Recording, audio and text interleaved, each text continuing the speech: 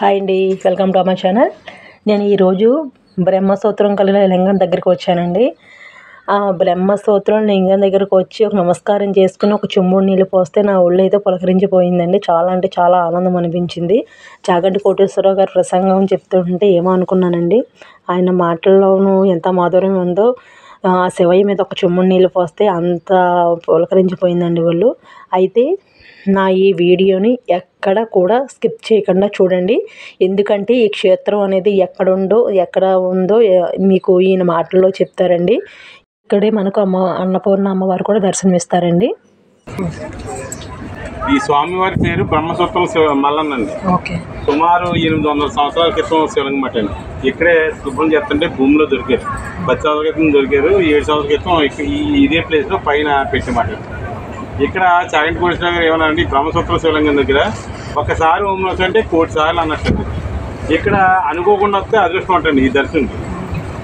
ఇక్కడ ఓం నమః ఒకసారి అంటే 1,000,000 సార్లు ఎలాగో ఒక చెంబుడు నీళ్లు పోతే కూడా 1,000,000 చెంబులతో పోసినంత అదృష్టం. ఈ శివాలయం దర్శనం 1000 శివాలయాలతో సమానం అంటారు. అయితే ఇక్కడ తమిళ భోజనం చేయాలి. అయితే ఇక్కడ ప్రతి మహాశివరాత్రి కూడా భోజనం జరుగుతాయి. గుంటూరు వల్లమహేష్ గారు అని ప్రతి మహాశివరాత్రికి స్టార్ట్ చేశారు. అక్కడి నుంచి సోమవారం కూడా బచ్చివేద గోపి గారు అని ఆయన స్టార్ట్ చేశారు. ఇంకా అక్కడి నుంచి 3 సంవత్సరాల నుంచి అలాగా రంగరంగ వైభవంగా జరుగుతుంది. ఇక్కడ ఈ అద్భుతం ఏంటంటే స్వామివారిని ఇలాగా గట్టిగా కౌగిలించుకుని స్వామి అని మన ఓం నమః అంటే శివయ్య కదులుతారు లైట్గా, మనిషి కదిలినట్టు కదులుతారు లైట్గా. ఇది చాలామంది ఆడవాళ్ళు మగవాళ్ళు భక్తులు అందరూ చాలామంది నిదర్శనం చూస్తున్నారు. ఇదే కాకుండా మళ్ళీ ఇక్కడ ప్లేసు ఈ ప్లేస్ ఉంది కదండి, కోర్పు తీర్చే ప్రదేశం అండి.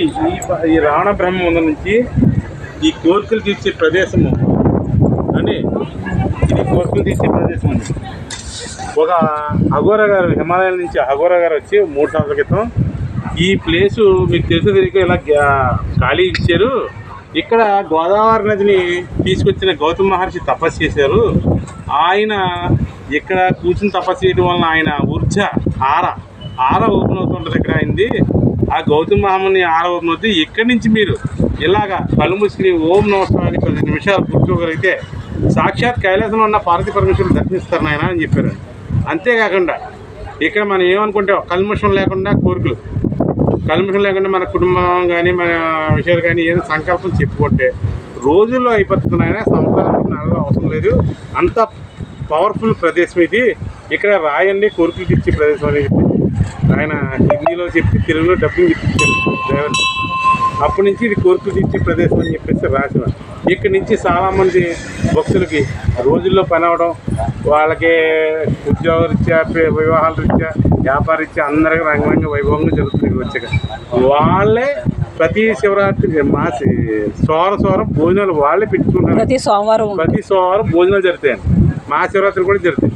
ఇక్కడ ఏంటంటే ఈ శివాలయంలో మహిమ అంత మహిమ ఉంది. అలాగే ధర్మారం మల్లిబాబు గారు అని ఇక్కడ అర్చకులు అయినా ఆయన రూపాయి జీతం కూడా తీసుకోకుండా ఇక్కడ సేవ చేస్తూ ఉంటారు ప్రతిరోజు. అయితే ఇక్కడ ఏంటంటే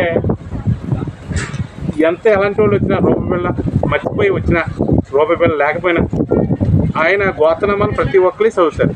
డబ్బులు ఇవ్వని ఎవరిని అడగరు. ఇక్కడ నచ్చితే ఇవ్వాలి, అది అవసరం లేదండి. స్వామివారికి ఇక్కడే జలం ఉంటుంది, ఇక్కడే విభూతి ఉంటుంది. పంతులు గారు ఇస్తారు, విభూతి పెట్టుకుని ఆ జలంతో అభిషేకం చేసుకోవచ్చు. ఇదంతా చక్కగా అందరికీ ఆడ మగ తేడా లేకుండా స్వామివారిని ముట్టుకోవాలని మేము సంకల్పం పెట్టాం. అలాగే ఇక్కడ కమిటీ వాళ్ళు కూడా ఎవరిని డొనేషన్ అడగకూడదు. ఎందుకంటే ఇక్కడికి వస్తే ప్రధానంగా భక్తులు స్వామివారికి లీలమైపోయి ఆయన తన్మయంలో ఉండాలి. అంతేగాని మాకు అది కాదు ఇది కాదని అడగకూడదు. ఎవరన్నా భక్తులు అయితే తీసుకోవచ్చు. ఇక్కడ ఎవరిని దేహి అని అడగకూడదు. ఎందుకంటే సంపద సృష్టించేవాడు ఈశ్వరుడు ఇవ్వాలి, ఈయన తీరాలని చెప్పి సామెత ఉంటుంది. అందుకనే ఆయన చిన్న చూసి మనం ఆయన తక్కువ చేయకూడదని ఇక్కడ గుడి కమిటీ వాళ్ళు నిర్ణయించుకున్నాం. అది ఈ శాసనం పట్టండి. గుడి కూడా చాలా ఒకళ్ళు పురాతన ఆస్తి కూడా కలిసి వచ్చిందని ఇక్కడికి వచ్చిన తర్వాత 2 కోట్లు గుడి కడతామని వచ్చారండి హైదరాబాద్ వాస్తువులు. అయితే ఇక్కడ మా కమిటీ వాళ్ళు ఒప్పుకోలేదండి. గుడి వద్దండి, మాకు ప్రకృతి రావణ బ్రహ్మ శివాలయ క్షేత్రంగా ఇలాగే వనంలో శివయ్య ఉండాలి, ఆడవాళ్ళు మగవాళ్ళు చక్కగా వచ్చి ఆ స్వామివారిని అభిషేకం చేసుకుని కష్టం పేక మీద వచ్చింది కత్తెట్టి వచ్చారు. ఈ స్వామివారి దగ్గరికి వచ్చి చెప్పుడు నీళ్ళు పోసుకుని చెప్పండి, వాళ్ళు మళ్ళీ మీకు మల్లెపూల దండ వేసి వెళ్ళిపోతారు. అంత పవర్ఫుల్ మహత్యం గల బ్రహ్మసూత్రం మల్లన్న స్వామి.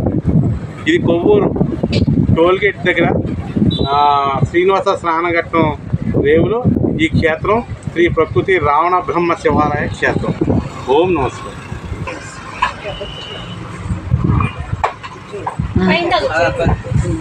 మహేశ పాప వినాశ కైలాసవాసీశ నిన్ను నమ్మిన ఈ లింగము పాలుపట్టడం పురాతనండి, కిందదే దొరకలేదు, పట్టు చేయండి. మహేశ పాప వినాశ కైలాసవా పాపమేల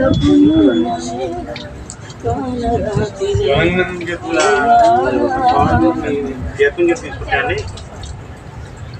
మనలో ఉన్న రోగ నిరోధక శక్తి పవర్ వెళ్తుందండి.